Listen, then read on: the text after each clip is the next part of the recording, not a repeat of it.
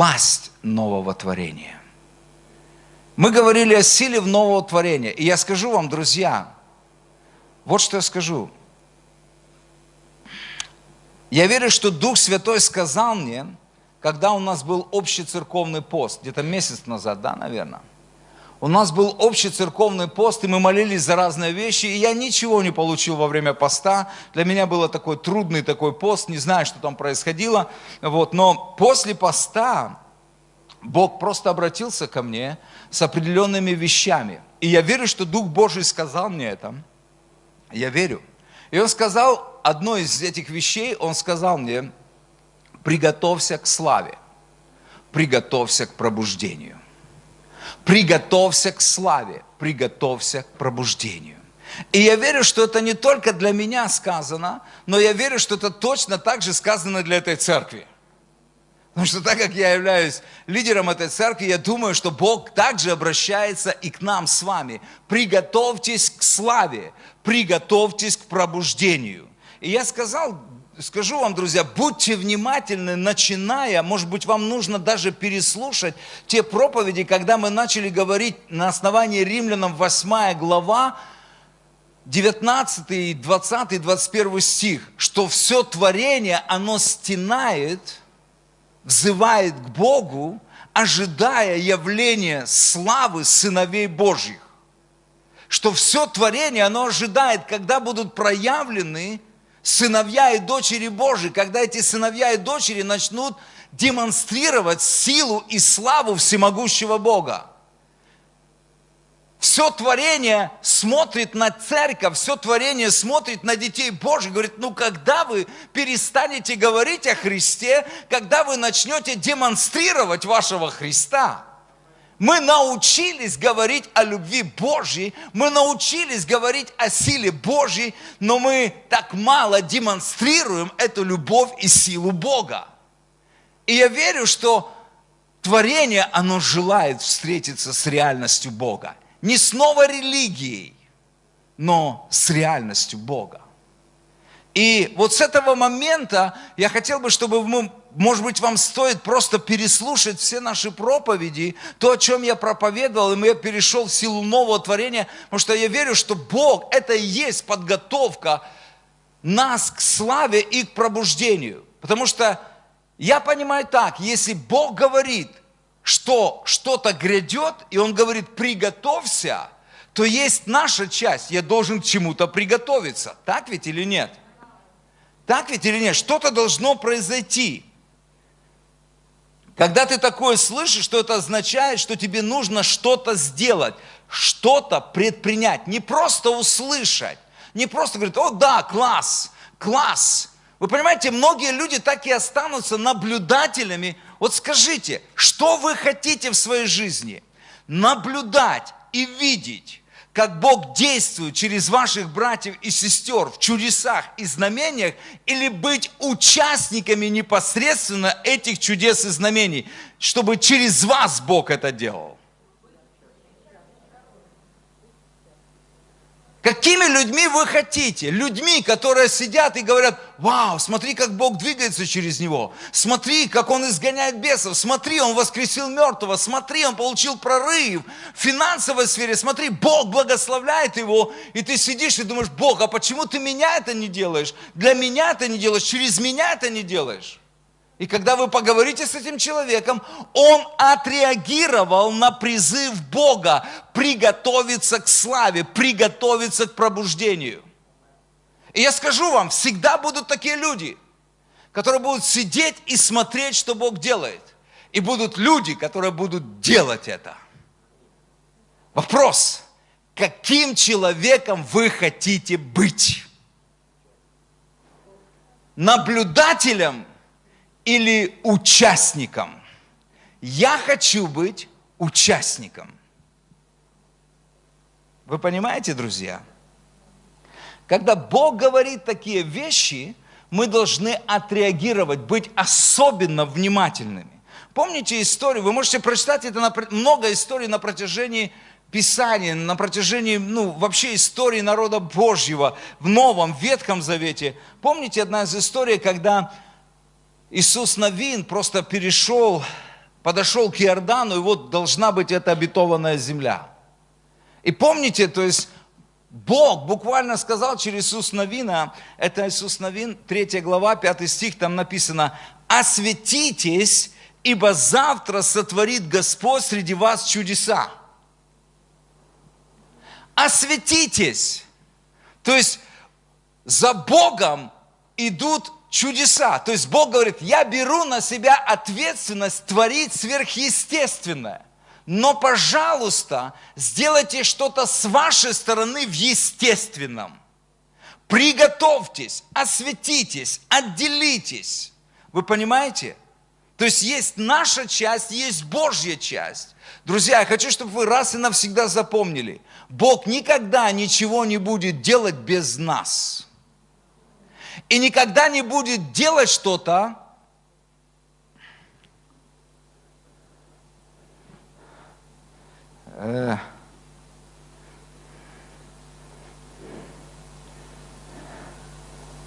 то есть, смотрите, есть наша часть, а есть Божья часть. Вы понимаете? Есть наша часть, а есть Божья часть. Всегда в сверхъестественном, если мы хотим иметь и видеть сверхъестественно, вы должны понимать, ожидая сверхъестественно, ничего не предпринимая в естественном, вы вряд ли достигнете сверхъестественного. Кто-то может аминь на это сказать? Вы понимаете? Это очень важно, чтобы мы понимали, как производится сверхъестественное. Бог никогда не будет делать сверхъестественного, пока в естественном мире святые Божии не сделают то, что они должны сделать. Бог не требует от нас делать и творить сверхъестественно. Сверхъестественно – это не наша часть. Наша часть – это естественное. Что такое естественное? Это то, что мы можем сделать. Сверхъестественное – это то, что мы не можем сделать. Кто из вас знает об этом? Когда вы будете читать, очень хорошая показательная история, 3 царство, 17 глава, когда Илия воевал с пророками, ложными пророка Ваала. Помните, да? И там написана история, я своими словами быстро расскажу. Бог сказал: скажи, чтобы весь народ израильский собрался на гору Кормил. По-моему, на Кормил, да. На гору Кормил. И пусть придут все священники Ваала. Пусть соберутся они, пусть принесут жертвы. И пусть весь народ придет, и ты приди. И на ту жертву, которая сойдет огонь, спадет огонь с неба без человеческих усилий, тот Бог и есть Бог. Или Бог Ваала, истинный Бог, или Бог Яхве, есть истинный Бог.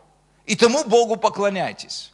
И когда идет это описание, я опускаю то, что там было с пророки Ваалы делали, но когда Илия дает описание, он говорит: и создал Илия жертвенник по слову Господню из 12 камней. И там несколько раз было сказано: и выкопал ров по слову Господню, и то сделал по слову Господню. То есть он ничего сверхъестественного не делал, он действовал на основании веры в Слово Бога. Он действовал на основании в послушании того, что говорит Слово Бога, что сказал Бог, понимаете? То есть и там ничего трудного. Принести жертвоприношение. Как пророк он знал, как разделывать животную тушу. Он знал, как камни, 12 камней. Он выкопал ров. Более того, он еще сверх того, он говорит: принесите еще 12 ведер воды вылил на это все. Понимаете, дрова сложил. Любой из нас с вами практически может это сделать. Скажите, что здесь сверхъестественного? Ничего. Но без этой подготовки в естественном бы огонь с небес не сошел. Вы понимаете, что такое вера? Вера, она очень практична. Это послушание Божьему Слову. Это просто послушание Божьему Слову. Ты просто делаешь в послушании того, что Бог тебе говорит. Что здесь сверхъестественного? Ничего. Но без этого сверхъестественное не приходит. Наша человеческая часть, мы делаем все естественное на основании Божьего Слова. Это наша часть. Сверхъестественное Бог в ответ на нашу естественную платформу послушание Божьему Слову дает сверхъестественное. Вот как действует вера, которую мы называем сверхъестественная. Вы понимаете, да, друзья? Поэтому если мы с вами ждем сверхъестественное, не готовя в послушании Божьему Слову естественную платформу, мы умрем и пойдем на небеса, так и не увидев ни пробуждения, ни славы Божьей. Вот почему важна реакция на Слово Бога. Вот почему важно, как я реагирую. Вот почему важно, насколько я послушен Божьему Слову. Потому что кто-то будет видеть чудеса, а кто-то будет слышать, как у кого-то происходят эти чудеса. Каким человеком вы хотите быть? Творящим чудеса или слышащим о чудесах? Я верю, что каждый рожденный свыше призван быть человеком сверхъестественных чудес и знамений. Я верю, что каждый рожденный свыше призван к сверхъестественной жизни, видеть чудеса и знамения. Вы понимаете меня или нет? Это то, что мы называем верой. Так вот, какой жизни мы хотим с вами? Какой жизни мы хотим с вами? Естественной, религиозной или сверхъестественной, нерелигиозной? Вы скажете, подожди, вы можете сказать, я так думаю, что некоторые скажут, дай определение, что такое естественная религиозная жизнь. Потому что кого-то может устраивать естественная религиозная жизнь. Ему не нужны стрессы. Его устраивает комфортная температура здесь, чисто, туалеты работают, кресла мягкие, прославление устраивает, проповедь устраивает. Что мне еще надо вообще? Я прихожу сюда, я получаю, я слушаю, я доволен. Я лично спасен. Что мне еще надо? Мне бы дотянуть просто, пока придет срок. То есть я самоусовершенствуюсь. Акцент, я же спасен. Я иду на небо. Что мне еще надо? Я называю это естественная, тихая, религиозная жизнь. Без всплесков, без чудес, без знамений. Все нормально, меня все устраивает, все удовлетворяет, все тихо, спокойно, комфортно. Зачем стрессы, зачем потрясения? Зачем? Ведь так все хорошо. И я знаю, есть такой тип людей. Но я не верю, что это Божий тип людей. Извините. Если мы говорим, что христианин – это тот, кто подобен Христу, то это никак тип людей не вписывается в образ и подобие Христа. Поэтому я могу сказать, что это не Божий тип людей, верующих. Этим верующим нужно пересмотреть свое христианство. Просто пересмотреть. Потому что есть другое.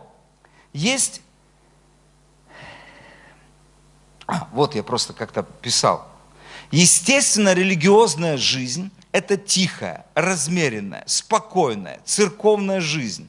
Жизнь без потрясений, в рамках стен церковного здания и служения. Ты удовлетворен и счастлив, что спасен сам, и наслаждаешься этим спасением. Центральный посыл этой жизни – главное, что я спасен. Вот тихая религиозная жизнь. Вас устраивает такая жизнь? Кого устраивает такая жизнь? Можете не поднимать руки. Я и так знаю. Я шучу. Я не знаю. Но сверхъестественная, нерелигиозная жизнь – это жизнь неспокойная. Потому что там, где проявляется сила Бога, там всегда будет конфликт царств, конфликт интересов дьявола и Бога. Вы понимаете? Это вы можете увидеть из жизни Иисуса Христа. У Иисуса Христа не было спокойной жизни, там были конфликты, постоянные конфликты. Люди, которые не любят конфликтов, проснитесь. Я не говорю, что вам нужно лезть в драку во все. Нет, не в этом речь вообще-то. Не бойтесь конфликтовать с людьми, чей дух не в соответствии с Духом Божьим. Вы понимаете? Вы здесь со мной? Не бойтесь конфликтов. Не бойтесь конфликтов, потому что это нормальная жизнь христианина, жизнь конфликтов. Но просто ты знаешь, что мы не ищем конфликтов, мы следуем за Богом. Мы не ищем дьявола, нам не нужно сражаться с дьяволом. Друзья, если вы будете искать лицо Бога, вы обязательно встретитесь с конфронтацией. Если вы будете что-то делать для Бога, вы обязательно встретитесь с демонами и с бесами. Вы обязательно встретитесь с людьми, которые вам нравятся, вы им нравиться не будете. Вы обязательно кого-то заденете, вы обязательно кого-то обидите, вы обязательно кого-то коснетесь, вы обязательно кому-то наступите на ногу, вы обязательно будете раздражителем. По одной простой причине – вы Божий человек. Вы здесь со мной? Вы Божий человек.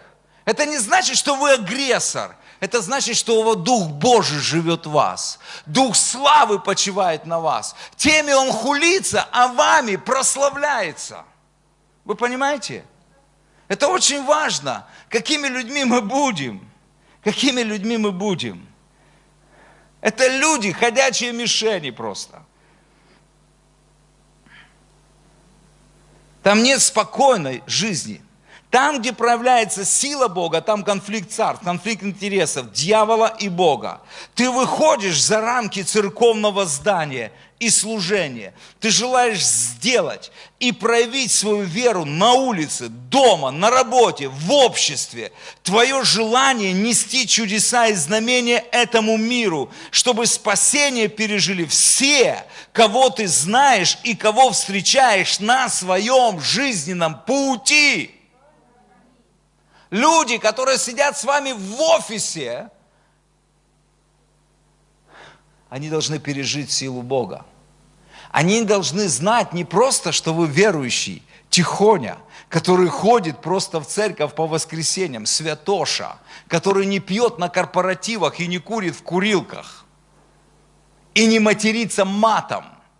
Нет, это не делает тебя верующим. Упс. Есть много очень хороших людей, не пьющих, не курящих и не ругающихся матом.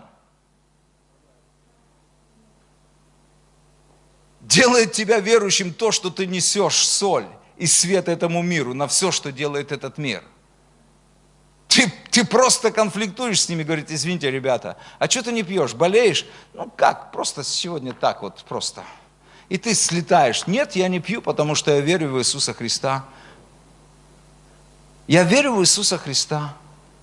Ты не принимаешь сальные шуточки и пошлости в анекдотах, просто это уже не твое. Ты не смеешься над тем, чем смеется этот мир. Тебе не смешно. Когда анекдоты о том, что муж изменяет жене, и все ха-ха-ха-ха-ха, а ты думаешь, Боже, как можно с этого смеяться? Это не смешно, это грех. Это уже не твоя природа, и ты не подстраиваешься под это. Ты просто говоришь, а что тебе не смешно? Говорит, вообще не вижу смысла в этом. Вообще, это трагедия вообще-то. Они скажут, Боже, больной какой-то. Будьте готовы к этому, друзья. Будьте готовы, потому что если бы вы грешили, Петр говорит, послание Петра, почему они ругаются над вами? Потому что вы перестали участвовать в их злых делах. Но однажды они ответят за все, что они делают, доброе или худое. Вы понимаете? Но я не хочу отвечать вместе с ними. Поэтому я не реагирую, я не против этих людей. Ни в коем случае я не делаю себя белой вороной или еще что-то. Нет, я могу смеяться, я могу шутить, я могу разговаривать на разные темы. Ты можешь это все делать. Ты можешь участвовать в корпоративах, ты можешь участвовать в праздниках, но ты другой породы. Аминь. Ты не делаешь это, потому что ты святой внутри. И ты не можешь молчать, и ты просто говоришь, ты соль и свет. Ты просто говоришь о своих убеждениях с кротостью, терпением и любовью, кто ты есть. И что нужно правильно делать, а что неправильно в этом мире. Церковь – это пророческий голос для этого мира. Это не те люди, которые льют просто и ищут, знаете, просто какие-то вещи. Ты можешь любить своего начальника, но если твой начальник совершает какие-то греховные вещи или еще, ты не одобряешь это, потому что ты боишься, а вдруг он меня уволит из-за этого.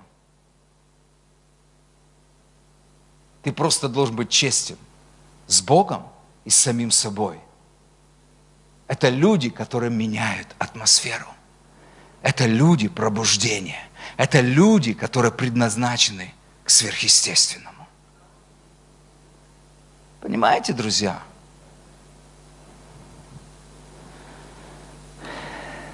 Ты желаешь свою веру сделать общественной, а не только индивидуальной в рамках этого помещения. Здесь легко выражать свою веру. Кто из вас понимает, о чем я говорю?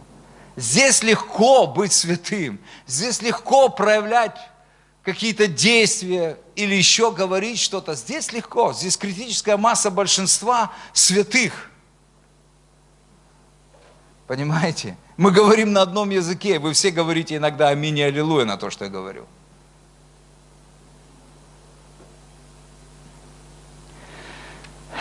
Я верю, что каждый рожденный от Бога призван жить именно вот этой сверхъестественной, нерелигиозной жизнью. У каждого из нас есть призвание и дары, которые Бог вложил в нас. И эти дары должны служить Богу и людям в этом мире. Я хотел дать несколько мест Писаний. Хорошо? Просто я закладываю основания о том, о чем мы будем говорить, если Бог позволит, в следующие разы. Потому что это так важно. Я размышляю сейчас над властью нового творения, потому что знать о том, что ты имеешь власть, но не пользоваться властью, или неправильно пользоваться властью, это опасно, друзья. Если мы неправильно используем то, что Бог дал, это может как благословить нас, так и разрушить нас. Если мы не знаем, как правильно использовать власть, которую Бог дал нам, или силу, которую Бог дал нам, это может как благословить нас, так и разрушить нас. Кто из вас знает, что как в естественном мире есть правила дорожного движения? И все говорят, что правила дорожного движения не написаны кровью, чьей-то кровью, кто-то умер. Знаки, которые поставлены, значит ограничения, там была пролита кровь.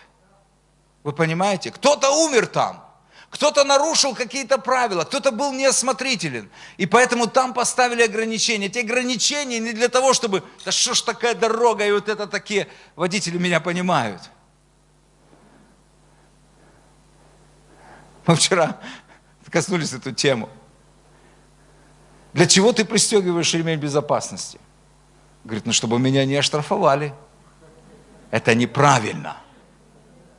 Ты пристегиваешь ремень безопасности, чтобы остаться в живых. Вы понимаете, да, друзья, ментальность наша. Для чего ты пристегиваешь ремень безопасности? Чтобы вдруг, если гаишник меня увидит, меня не оштрафовали. Это неправильно. Ты пристегиваешься, потому что, чтобы ты хочешь остаться живым. И все автомобилисты.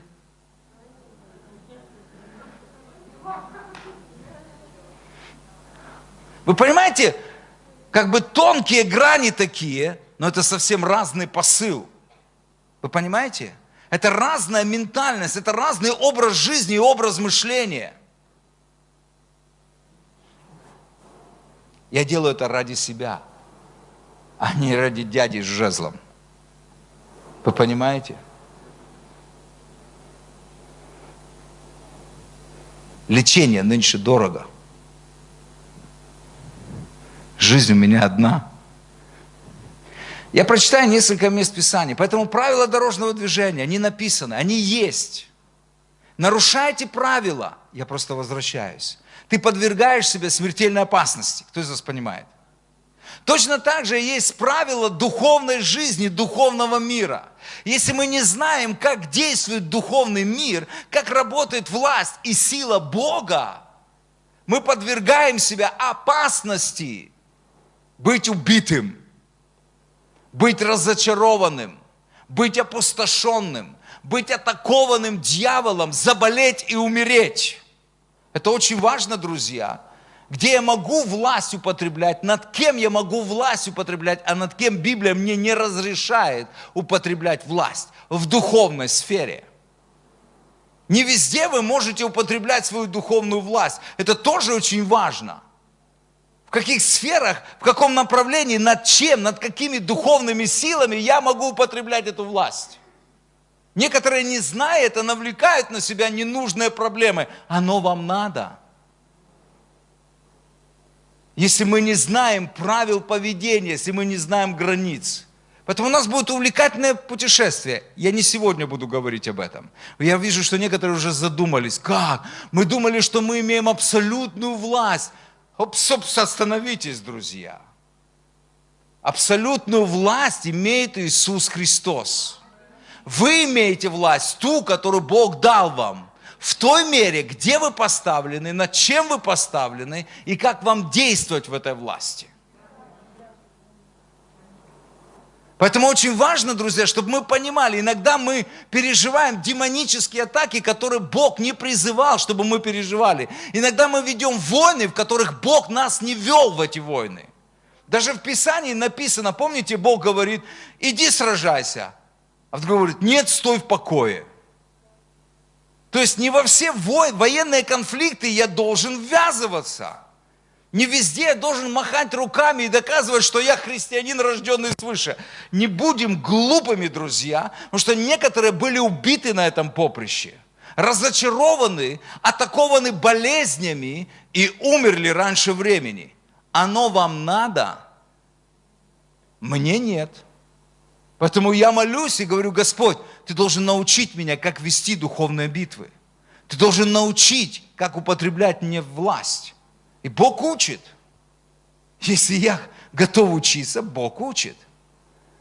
Иногда мы просто живы чисто по Божьей благодати. Ты думаешь, Господи, как Ты нас помиловал? Говорит, просто я понимаю, что Ты не знаешь этого, поэтому я просто по милости Своей сохранил тебя. Вы понимаете? Но Бог хочет, чтобы мы были эффективными, используя ту власть и силу, которую Он дал нам. И это сверхъестественная власть и сила. Могущественная власть и сила. Вы понимаете, друзья? Вам интересно вообще? Поэтому я закладываю сегодня основание. Просто основание, хорошо? Потому что Бог, я верю, Он хочет, чтобы мы приготовились к славе. Чтобы мы приготовились к пробуждению. Бог хочет, чтобы каждый из вас изгонял бесов, воскрешал мертвых, очищал прокаженных, открывал глаза слепым и глухим. Вы чудотворцы. Не один только Николай чудотворец. У нас есть Николай чудотворец, он занят сейчас сильно. Но, друзья, есть еще Сергей чудотворец. И не один еще. У нас церковь вообще Сергеев. Такое впечатление, одни Сергеи просто. Как-то Бог любит Сергеев. Одни проповедники, которые попадают просто в церковь, говорят, такое впечатление, что у вас только имена всем мальчикам дают Сергей, Сергей, Сергей. Окей, хорошо. Давайте я прочитаю несколько мест Писаний, окей? 1 Иоанна, 3 глава, 1 стих. Можете не открывать. Я думаю, что наши операторы быстро будут реагировать на это. Но там написано, смотрите, какую любовь дал нам Отец, чтобы нам называться и быть детьми Божьими. Смотрите, какую любовь дал нам Отец, чтобы нам называться и быть детьми Божьими. Галатам 3:26. Ибо все вы сыны Божии по вере во Христа Иисуса. Вы знаете эти места Писания, я понимаю. Но мне приносит вообще удовольствие каждое утро. Это как, знаете, принять душ, доброе исповедание, когда ты, знаешь, как бы просто говоришь: спасибо тебе, Отец, я Божий сын.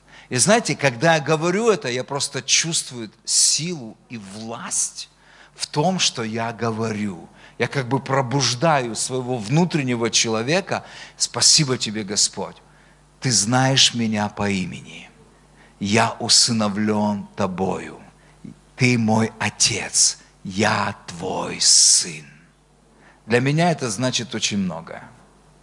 Для меня это больше, чем быть пастором, еще какую-то позицию занимать или еще. Для меня самое важное знать, что я сын Божий. Аминь. Аллилуйя. И смотрите, все вы сыны Божии по вере во Христа Иисуса. 1 Петра, 2 глава, 9-10 стих. Смотрите, там тоже удивительные места Писания написаны. Но вы род избранный. Вау. Я еще и избранный, я особенный. Царственное священство, народ святой, люди, взятые в удел, чтобы возвещать совершенство призвавшего вас из тьмы в чудный свой свет. Некогда не народ, а сегодня, ныне, сейчас мы народ Божий. Откровение 1 глава, 5-6 стих. Смотрите, тоже написано. Откровение 1 глава, 5-6 стих. «И от Иисуса Христа, который есть свидетель верный, первенец из мертвых и владыка царей земных, Ему, возлюбившему нас и омывшему нас от грехов наших кровью Своею и соделавшему нас царями и священниками Богу и Отцу Своему, слава и держава во веки веков». Библия говорит неоднократно, что Иисус сделал нас царями и священниками Всевышнего Бога. Вау! Это титулы, которые мы сегодня имеем. То есть то, что мы называемся сыновьями и дочерьми Бога, и есть еще титулы, которые говорят, что мы цари и священники этому Богу. Откровение 5 глава, смотрите, 9-10 стих написано. «И поют новую песнь, говоря: достоин ты взять книгу и снять с нее печати, ибо ты был заклан, и кровью своею искупил их Богу из всякого колена и языка и народа и племени, и соделал их царями и священниками Богу нашему, и они будут царствовать на земле». И они будут царствовать на земле. Что значит царствовать на земле? Вообще, что значит слово царствовать? Кто может сказать? В вашем понимании. Что значит царствовать? Первое, что выходит, это править, управлять, правильно, владычествовать. Царствовать – это значит править, так ведь? И написано, что мы призваны царствовать или править на земле, не на небе. Вы слышите, да, друзья? Это не относится к тому, не только, вернее, это относится к тому, что мы придем на небо и будем царствовать, когда придет полнота царства Иисуса Христа, и мы будем царствовать с Ним. Я не верю в это, потому что Библия моя говорит о других моментах также. Что мы призваны царствовать не только на новой земле с новыми небесами, но в моей Библии мы дальше коснемся, что мы также призваны править уже сегодня, как сыновья и дочери Бога. Иначе зачем же Библия говорит, Евангелие Иоанна, 1 глава, 12 стих, там написано, что там написано? «А тем, которые приняли Его, Иисуса Христа, верующим во имя Его, Бог дал власть». Скажите, власть. Бог дал власть. Что там? Быть детьми Божьими. Вау! Оказывается, кому дал Бог власть быть детьми Божьими?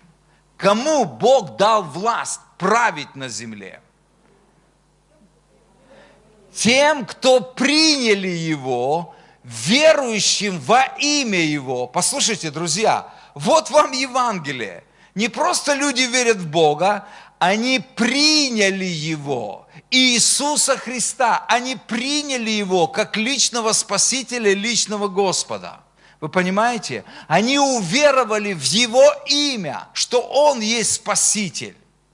И вот тем людям Бог дал власть быть детьми Божьими. Оказывается, не все люди на этой земле являются детьми Божьими. Как некоторые церкви учат просто, и они говорят, что все мы дети Божьи. Нет, Библия говорит, не все дети Божьи. В другом месте написано, есть дети дьявола, а есть дети Бога. Вы понимаете? Оказывается, дети Бога – это те, кто приняли Иисуса Христа своим Спасителем и Господом и уверовали в Его имя, что Он Спаситель, Целитель, Освободитель. Вы понимаете, друзья? И Бог наделил этих людей властью быть детьми Божьими, властью управлять, властью править. Вы понимаете, друзья?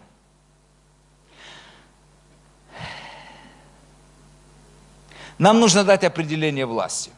Для большего понимания, что такое власть. Хорошо? Я дам определение, что такое власть. Это вы можете в любых словарях найти, в разные трактовки, но вот одна из трактовок, которая как общий знаменатель для всего, я просто хочу дать вам, чтобы мы с вами имели понимание, что такое власть. Значение слова власти.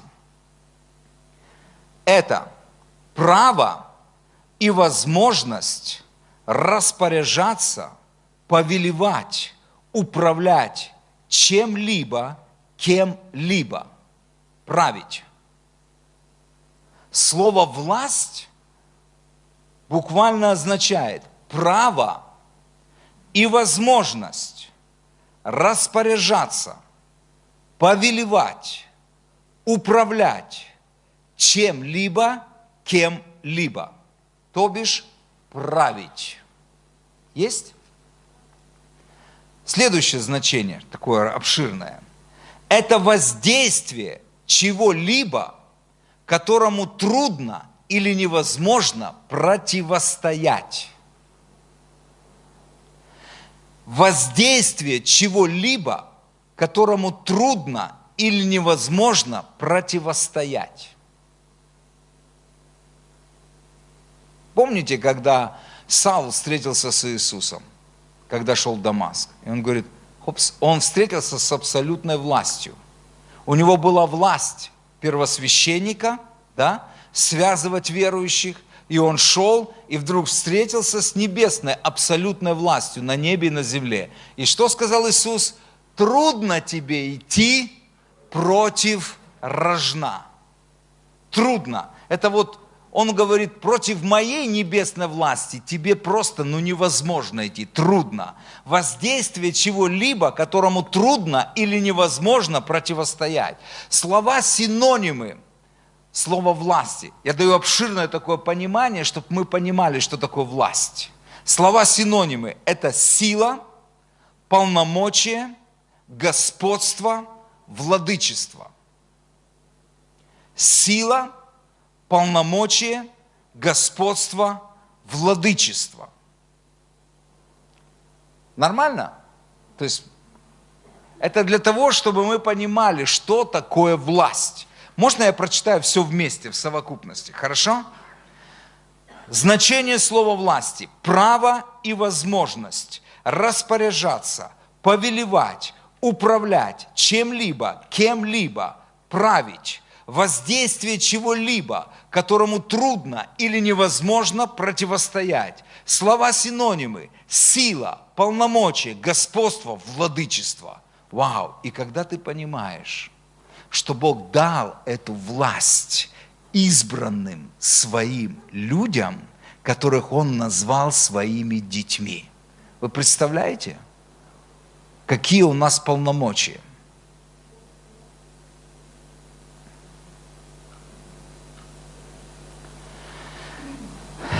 Аллилуйя!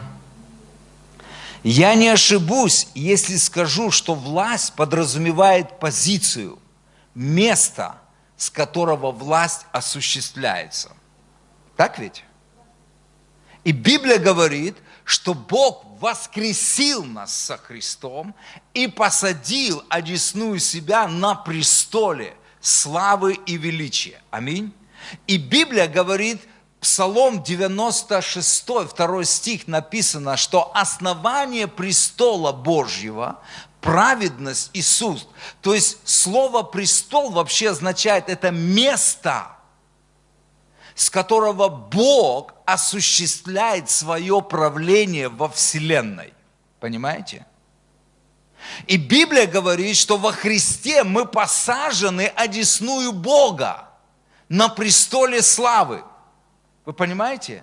То есть, поэтому власть – это место также, с которого осуществляется правление.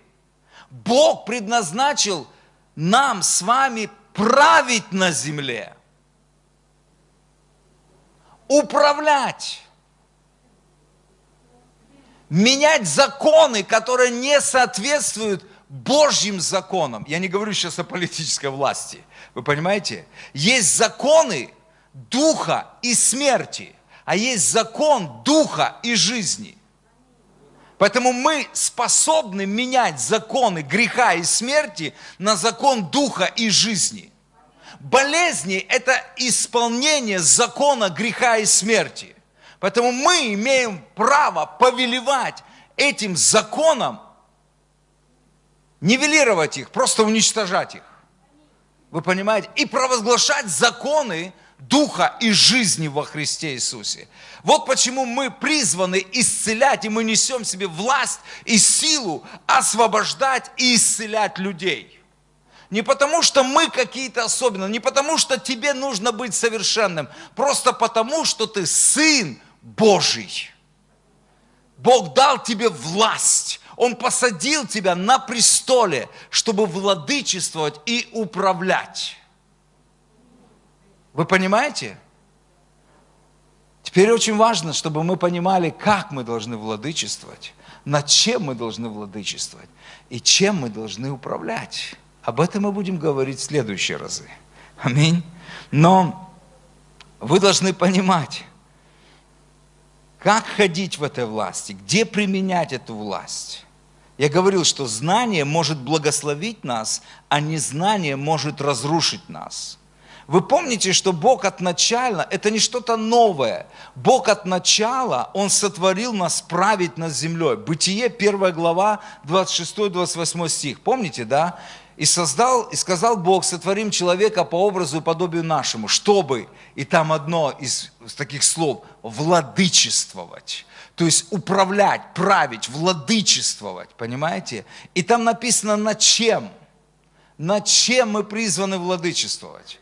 Вы знаете, когда вы просто начинаете смотреть, как жил Иисус Христос, как Он управлял вообще-то стихиями, природами, почему Иисус ходил по воде? Он проявлял власть владычества.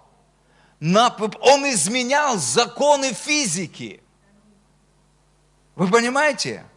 Он изменял. Почему распавшаяся плоть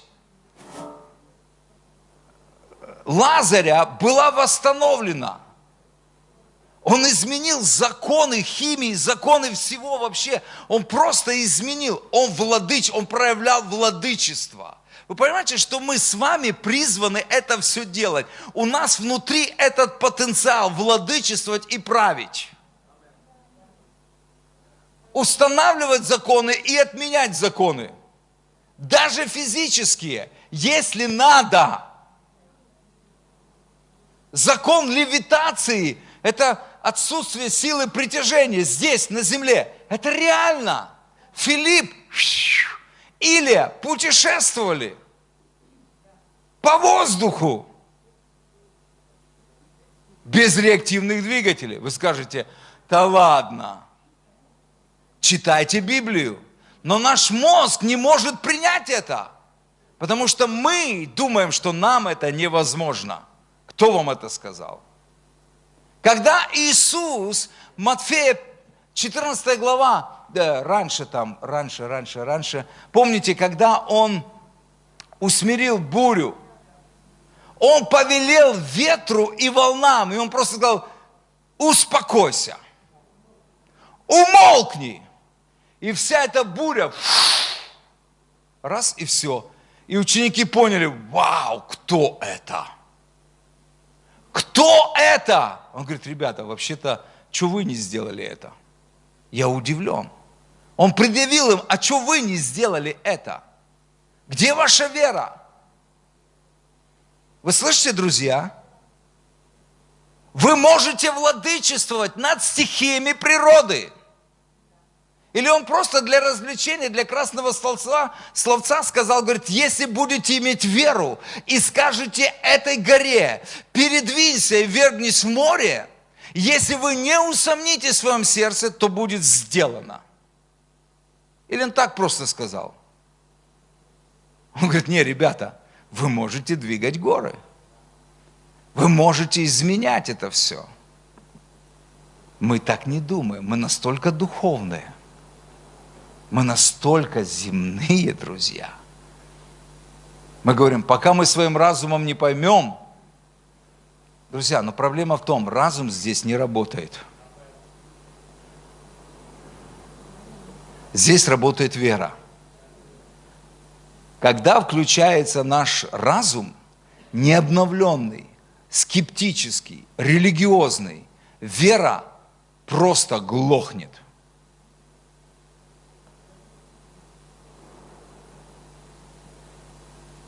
Нет ничего невозможного для того, кто верит. Помните, да? Бог дал власть. И написано, Бог дал власть человеку над землей господствовать. Бытие 3 глава. Знаете, что произошло с властью? Человек согрешил и передал власть кому? Дьяволу. Вы знаете, что власть на земле до пришествия Иисуса Христа, вернее, до Его смерти и воскресения, дьявол имел абсолютную власть над землей.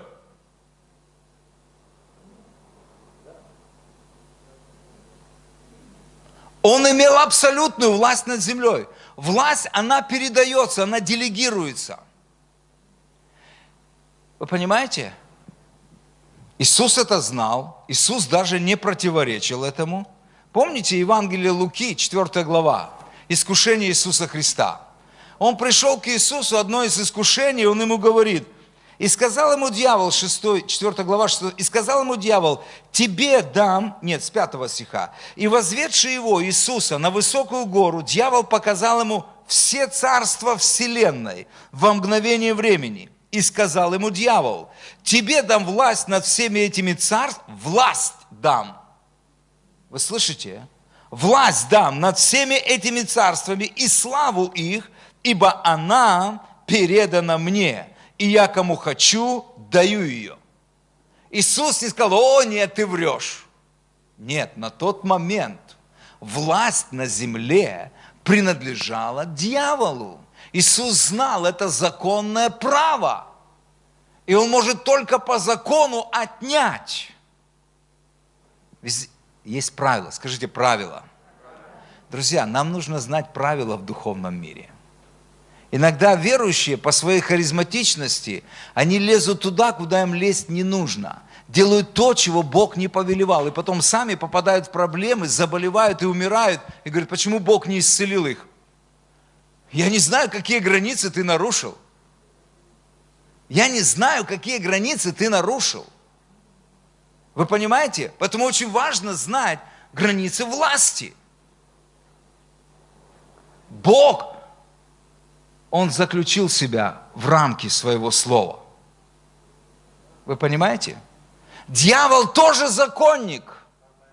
Он действует по закону Бога. Если кто-то нарушает закон Бога, он выходит за рамки защиты Бога. И тогда он становится добычей дьявола. Это для верующих, я говорю, друзья. Поэтому очень важно знать границы моей власти, в которых я буду безопасен и буду успешен, и буду действовать и разрушать дела дьявола. Вы понимаете? Вы со мной? Иисус не опроверг это, но в Матфея 28 глава, 18 стих. Помните, Иисус воскрес из мертвых, и Он провозгласил: «Дана мне всякая власть на небе и на земле». Власть была возвращена. Власть была возвращена. Друзья, я всегда говорил и говорю об этом, и вам говорю снова. Говорил, говорю и говорю. В общем, почему дьявол имеет сегодня власть в определенных сферах, как лично в нашей жизни, в наших телах, в наших различных сферах? Почему он имеет власть? Ведь по идее-то власть-то принадлежит Христу, и Он дал эту власть детям Божьим. Почему Он имеет власть? Почему Он пытается управлять и править? Я говорю так. Потому что там, где сыновья и дочери не берут власть Бога и не ходят во власти, там будет действовать власть дьявола. Нам просто нужно брать власть. Друзья, власть очень интересная вещь. Я буду тоже говорить, что значит ходить во власти, что значит высвобождать силу Бога, ходя во власти. Потому что дана власть, дана сила, люди вроде верят, делают что-то, а на выходе пустышка.